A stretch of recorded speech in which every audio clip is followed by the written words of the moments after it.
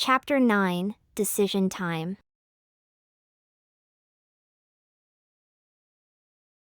In the heart of the island, far removed from the festival's vibrant chaos, Marcus and Euryale confronted a critical decision. The gentle breeze whispered through the leaves overhead, dappling the sunlight on the ground, but the serene scene belied the storm brewing within them. Their narrow escape from Dr. Elena Stavros had left them shaken, the stark reality of their situation undeniable.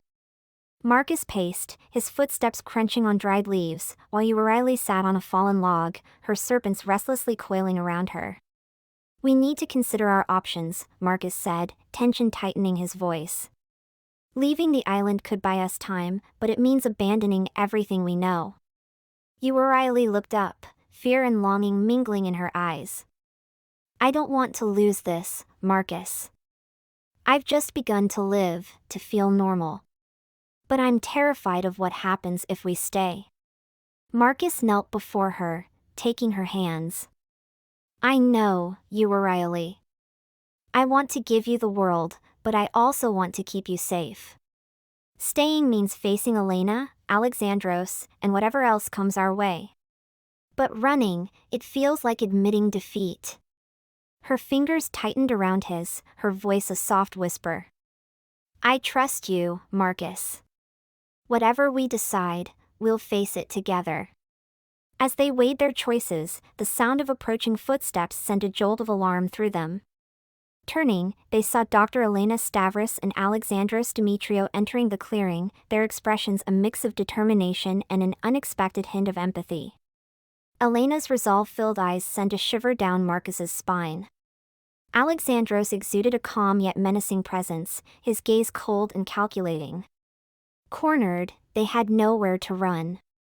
Marcus stepped protectively in front of Euryale. "What do you want?" he demanded, his voice steady despite his inner turmoil. Elena advanced, her gaze fixed on Euryale. "The truth, Marcus. We deserve to know the truth about her." Alexandros remained silent, his expression inscrutable, his eyes never leaving Euryale. Marcus felt the tension thicken, the calm before a storm.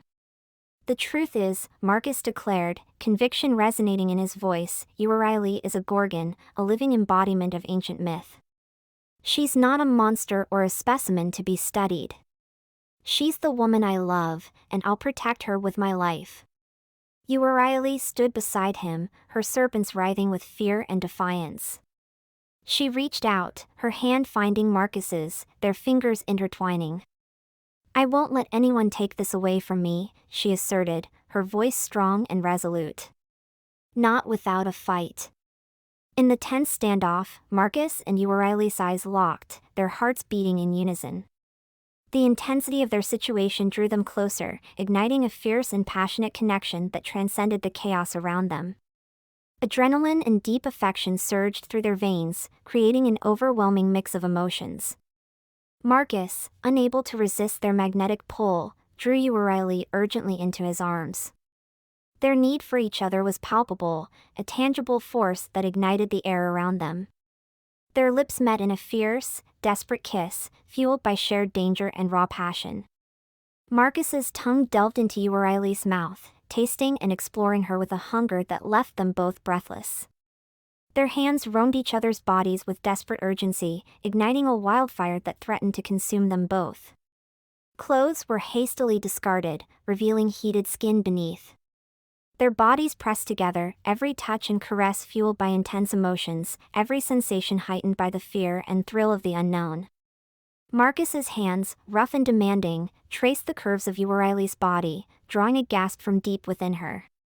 He cupped her breasts, his thumbs brushing over her hardened nipples, eliciting a moan that reverberated through their connected lips.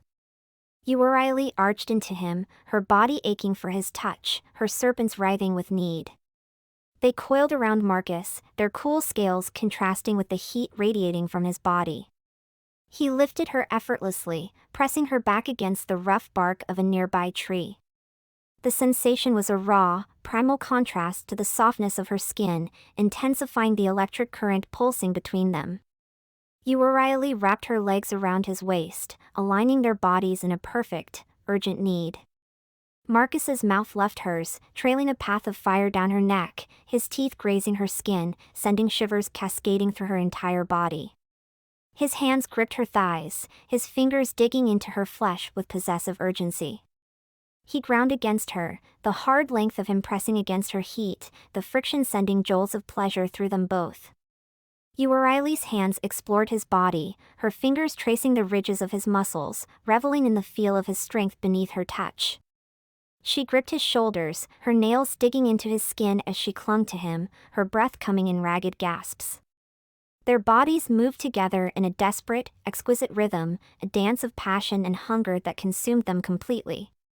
When Marcus finally entered her, it was with a fierce, unyielding thrust that filled her completely. Euryale cried out, her body arching against him, her serpents tightening their grip in a symphony of sensation. He withdrew slowly, only to plunge back into her, each stroke deliberate and intense, each connection deeper than the last. Their lovemaking was explosive, a symphony of touch and taste that left them both breathless and deeply connected. With each thrust, each caress, they affirmed their love, their bodies moving in perfect harmony, their hearts beating as one. The physical connection between them was electrifying, every touch, every kiss, every whispered word a testament to their unbreakable bond. The intensity of their connection built, their bodies moving in a frenzied rhythm, their hearts beating in sync.